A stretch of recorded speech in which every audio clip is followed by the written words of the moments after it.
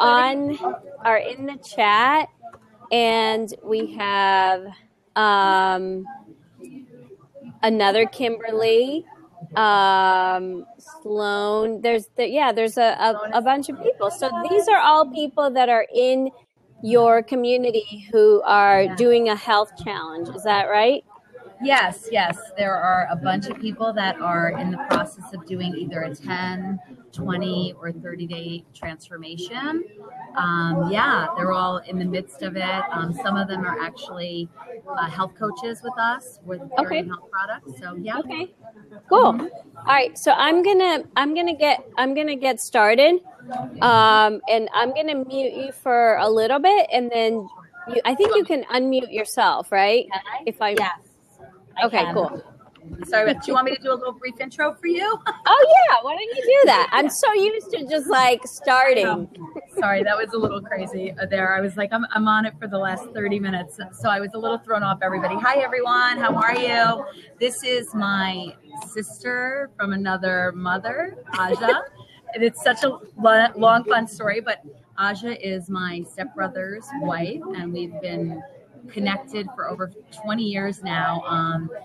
I've always had such a really strong connection with her. I loved everything about her. She's just encompasses everything that I believe in and love in life. And over the past few years, when I got started with my past business, I reached out to her for some help and guidance because she's super, super good at that, and that's her specialty. And she really helped empower me to push the limits with my business and really, look deep inside for things that I needed to improve in myself, in my business, and just to become more mindful and more conscientious of even the clients I was with. And basically she just helped me. She's always helping me. So that's why I have her on this show, because she's helped thousands and thousands of women and men. And she's also an incredible mom of two beautiful girls, Dharma.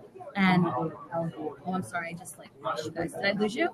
No, you're Sarah here. and Dharma, two beautiful little girls, and her husband, my stepbrother, he's pretty cool too. He's pretty cool. So I'm so privileged to have you on this call, Asha. Thank you so much for doing this for all of our group of friends and community. You're welcome. So I think that today is like the perfect day for me to be talking about this because I had a really hard day, you guys. So it's perfect that we're going to be talking about how to keep your mind strong, because I really had to walk this today. And I need to tell you all that this is not going to be one of those cookie cutter infomercials on how to have a strong mind, because the reality is that many of us deal with a lot of different things, right? We're not just dealing with our mind. We're dealing with maybe with kids, we're dealing with partners, or we're dealing with coworkers or people in our community, and we're dealing with our own internal stuff. And the first thing that I just want to share is that you have to have a boatload of compassion for yourself.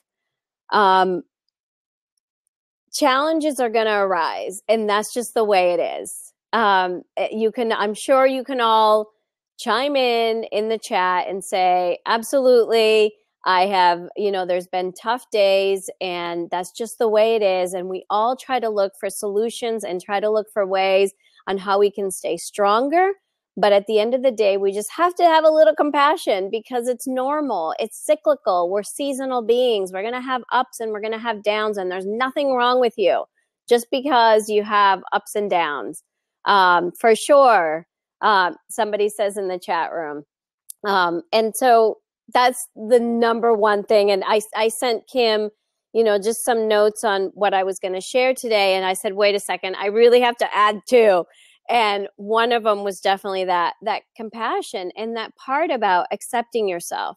And I wasn't planning on talking about this, but one of my favorite books is 4 Seasons in 4 Weeks. So I think that most of you are women here, and you can probably tell that you have cycles within the month. You have weeks where you have high energy, and weeks where you're just like, I can't keep my life together, let alone like put one foot in front of the other, right?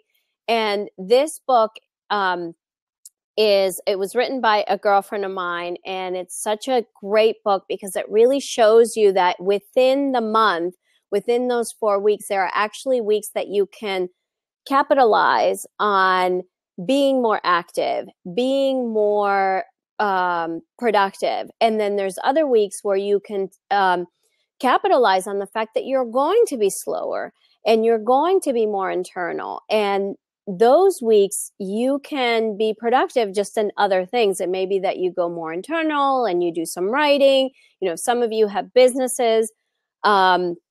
You probably have to write for your business if you have a business, for sure.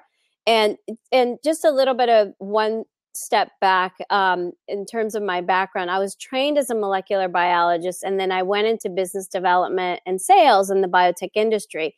And now I mentor women entrepreneurs to feel good, to be wealthy, and to give back.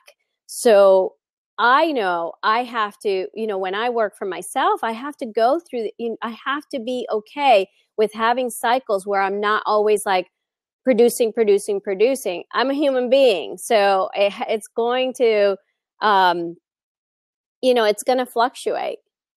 What are you resonating with that, Kim? I have myself on mute. I totally understand. Like, even, I was having this conversation with one of my friends today, right before this call, and we were just saying how, as moms, as entrepreneurs, and just the stresses that we have in everyday life from children. Not that children are stressful, but like if they get sick, they are. I mean, that's a lie. They are.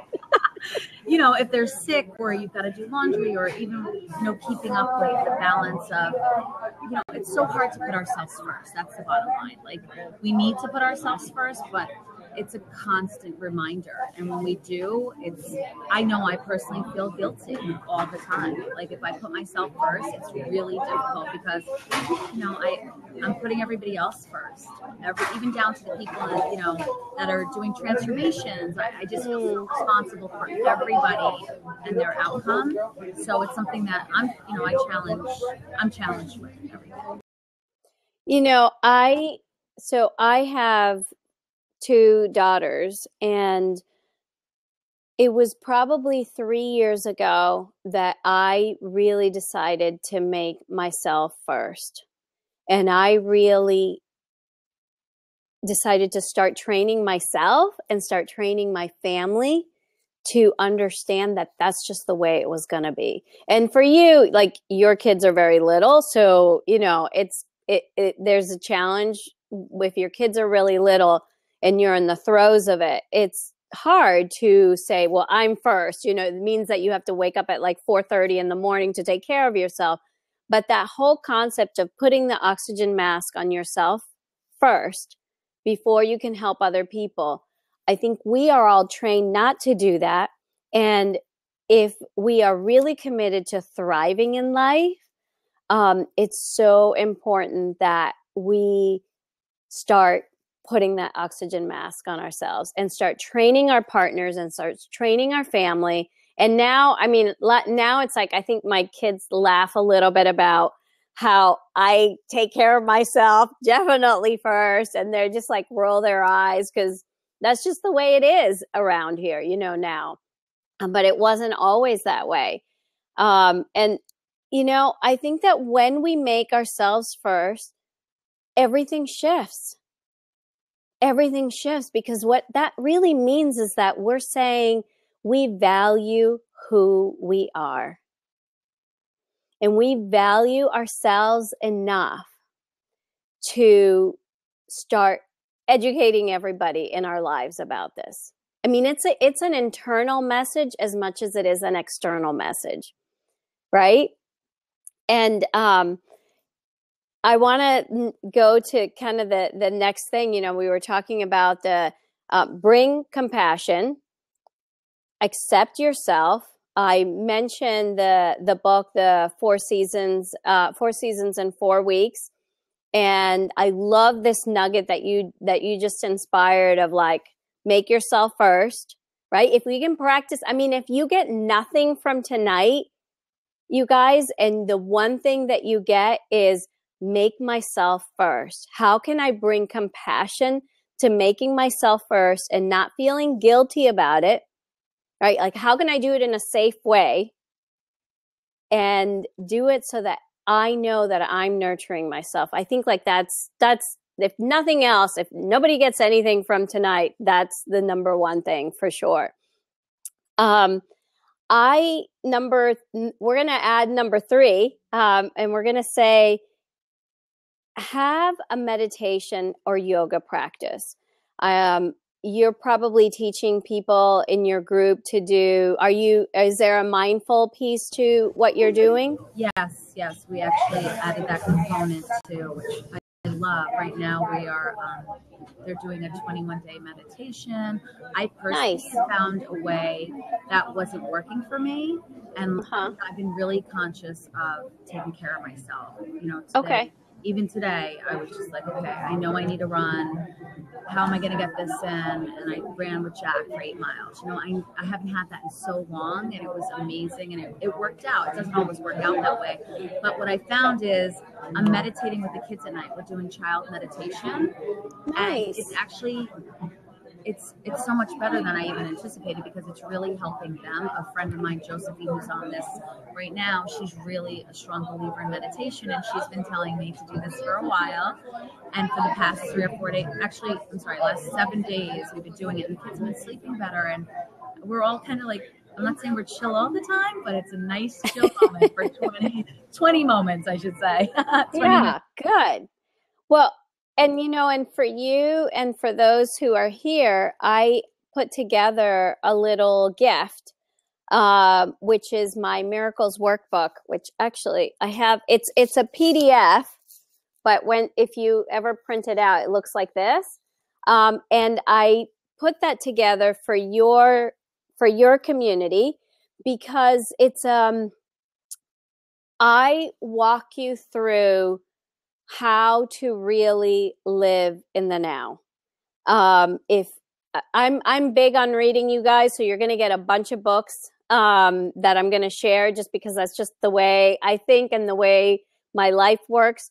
But The Power of Now by Eckhart Tolle is an amazing book. He's a little bit heady. He's a little bit too much for some people, but if you can, at least get through part of that book, he really talks about what it means, like the essence of really living in the now. And that's essentially what we all want, right? It's like we meditate or we do yoga, or we want to be able to enjoy life and enjoy the people that are in our lives. And so this little workbook that I have, and I put the link in the chat room. So for those of you who want it, it's yours as my gift to you. And I walk you through how to have a daily practice. It only has to take 2 minutes. Like, it doesn't have to take a long time. So that's my little gift to you guys. And I'd love to hear feedback if you guys read it and go through it. So you're so welcome. Thank you for those of you who are saying thank you in the chat room. It's so nice to have that feedback from you guys, and knowing that you're appreciating that. All right, so I have my little notes here of what I'm talking to you about. So if you guys see me grabbing my phone, that's what I'm doing, grabbing my notes, because I want to make sure that I give you everything that I plan for. So have a meditation practice, have a yoga practice. Now you have my miracle workbook. And Asha, I don't want to cut you off. I remember one of the things that you taught me too was even doing, because we were all so busy, 10 minutes of yoga, like a YouTube video. You had me watching a YouTube video and trying to get even 10 minutes of meditation in, or 10 minutes of yoga practice. And that was really, really helpful. Thank you. Yeah, and I think like even with yoga, you don't have to go for a 90-minute yoga class. I mean, if you just do sun salutations they call them Surya Namaskara A and B, which is like the two kinds of sun salutations. If you just do that, it, it's amazing what can happen. I mean, I took my husband to yoga this weekend, and he was like, and like the whole day he was like, I can't believe it. He's an ultra marathon runner, right? So he like kind of beats on his body, and he's like, I can't believe it. I feel so good. Like nothing hurts. I can't believe this. And I'm like, oh, good. He's got the yoga euphoria. So, so that's awesome. um, so then the other thing that I wanted to share with you guys that for me made a significant difference in my life. Again, I will tell you, I was not biochemically programmed to be happy. I was not biochemically programmed to be happy. And so having a strong mind has been something that I have worked at for a very long time. And I have studied this, not from a place of textbook, but from a place of really, really experiencing this. And I lay that out in that workbook. So please make sure that you read that. But one of the most important things that I found to really keep me in not just a mindset, but in my zone, like really keep me connected and moving forward, was finding my purpose.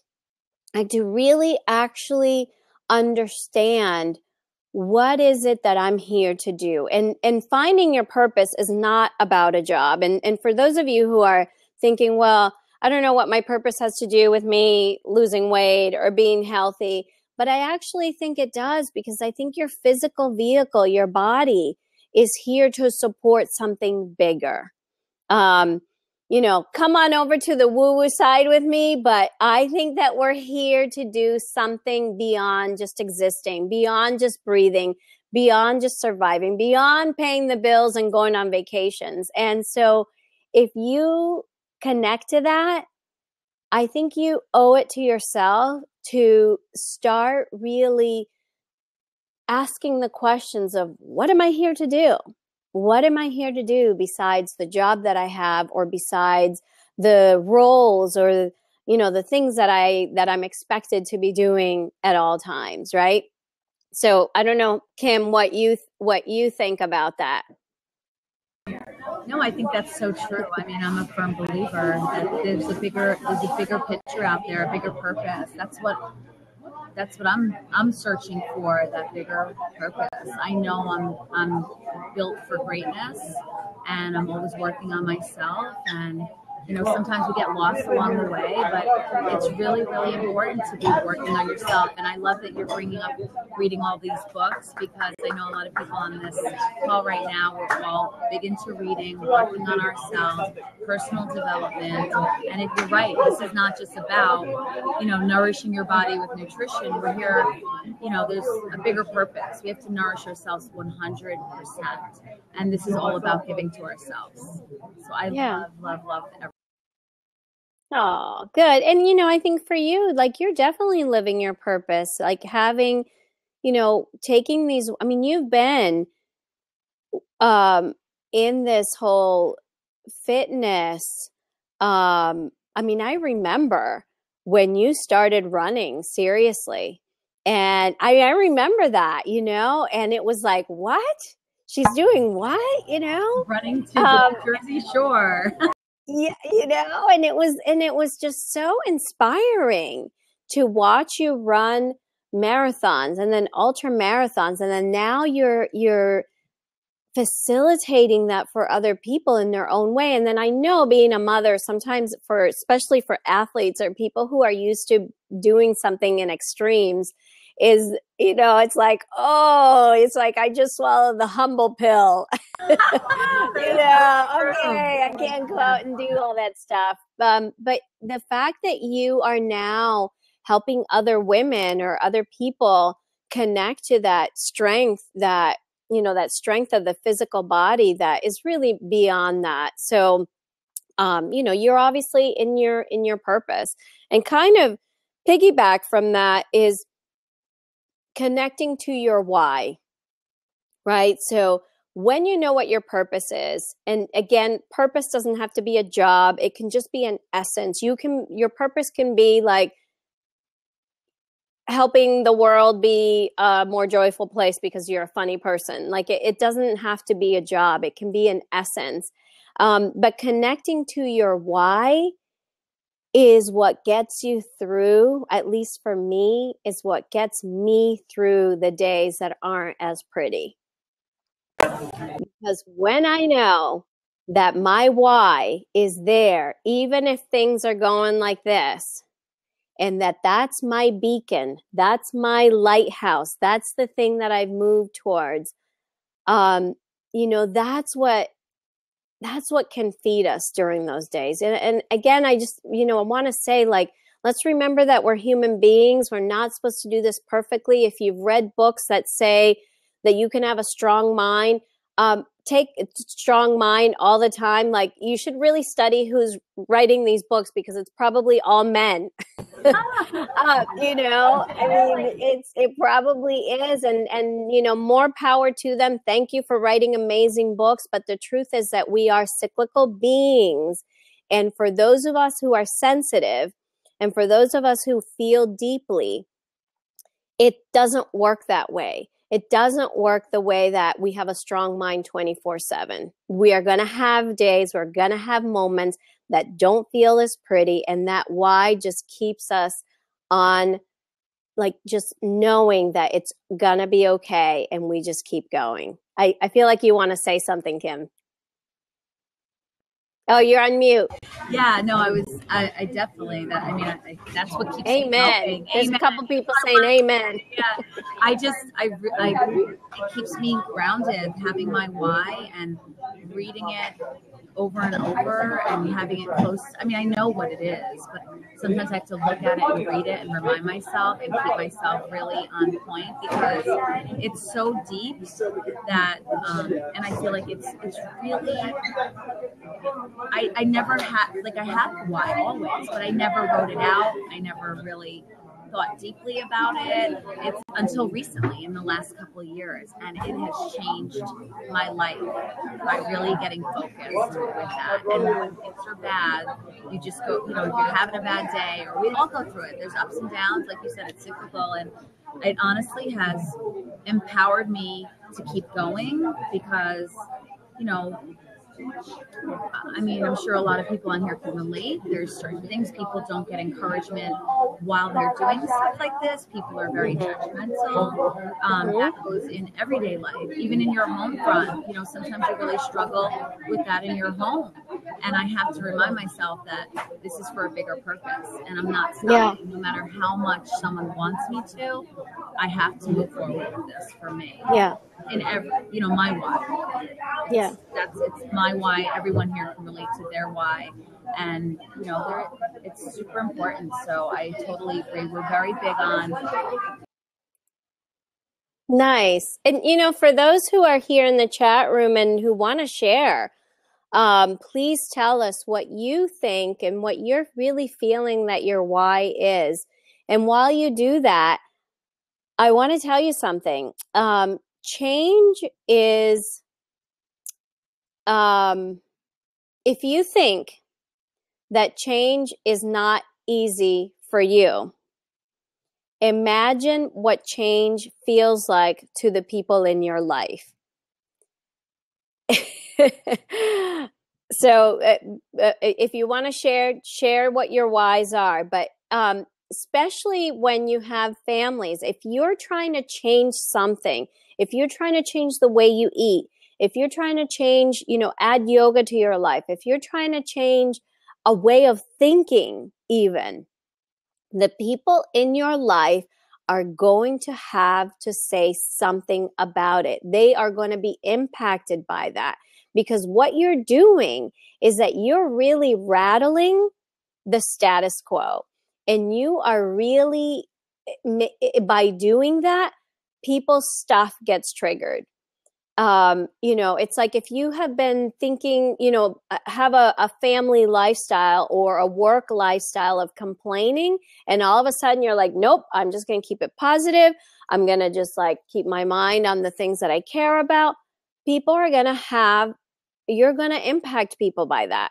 And they're not going to be happy at first about it. They are not going to be happy at first. They definitely are not. And that's, again, another opportunity that we get to train people in our lives. I remember when I first started doing yoga 6 days a week, my husband, again, ultra marathon runner, totally cares about health. He was like, absolutely, go to yoga. But I'll tell you, after a week and a half of me going to yoga for 6 days, he was like, okay, enough of this yoga, right? And so he was, a little bit having a temper tantrum one morning. And I just was like, oh, this is real. This is what happens. People are affected because I'm not here in the mornings anymore. And so if I'm not here in the mornings anymore, everybody is, a little bit rattled. And so I was like, I'm just going to give us like 2 months of getting used to this. And it probably took less time than that. But just know that if you are changing something in your life, other people are going to be affected. And that's just normal, right? That's an interesting perspective. I like that. It actually has given me a little bit of a mind shift. Right now? Mm-hmm. Yeah, to be more compassionate. Yes. When I don't want to be, now I will be more compassionate because I can understand from a different. Now that you just said that out loud, it just really had a little bit of a shift in my brain. So. Yeah, but it's like compassion for ourselves and compassion for the other people, right? Yeah, and the most compassionate thing you can do is to keep doing that which you're doing. Like if you know you're doing something that's good for you, and to be compassionate doesn't mean to like, oh, everybody's getting really upset about me doing this thing, and so I'm going to leave it. No. Being compassionate is understanding that, of course, they have feelings about this, but I am having so much compassion to myself. And again, we're going back to the make yourself first. And I'm going to continue. And I get to continue even though I still have compassion for them. Compassion doesn't mean I stop me and now I'm making myself last on the list. It's just, I just do it with, a little bit of softness maybe. Self-compassion first writes, simply by design. Cute name. All right. And I have 2 more that I want to share with you guys. And I know it's 9 o'clock, so I'm going to be really quick. I lost track of the numbers because I added 2 more, but remove the clutter. And sometimes the clutter is about physical clutter, and sometimes maybe it can mean, for if you're doing a health thing, sometimes it can be like remove the things that you actually don't want to be eating and having in your house. And it can also mean clutter, like mind clutter, the things we watch, the people we hang out with who maybe are a little bit more toxic than we care to be around. So clutter can mean a lot of different things. And then finally, find your tribe. And it sounds like, you guys, you really have something special going on, Kim, and you really have, people that are connecting to one another. And I can't say enough about the power of tribe. Again, another great book is Seth Godin's book, Tribes, if you want to know a little bit more about that.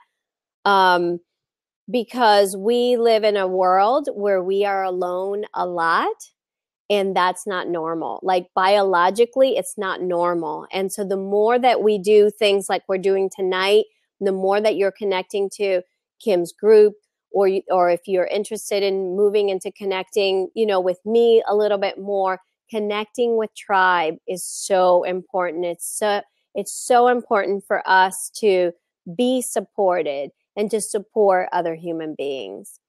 So that's what I have for tonight, Kim. Thank you so much. This was so wonderful, Asha. Thank you. You're welcome. anybody who's on this call that has any that Aja has resonated with, to really look into reaching out to her. She's helped me tremendously in my life, not just my business. So I just want to thank you so much, Aja. My pleasure. My total pleasure. And just remember, guys, download that miracle workbook. And I put my heart and soul into that little book about a year and a half ago. And I think if you are liking what I'm saying, I think it's a really great way to dip your toe into being in the present moment and really begin to thrive in life, whether you have a business or not. It doesn't matter. That's secondary. So thank you for having me and for opening me up to your community. Thank you, Aja. We love you. Have a great evening. Love to. All right, bye you guys. Thank you for being here.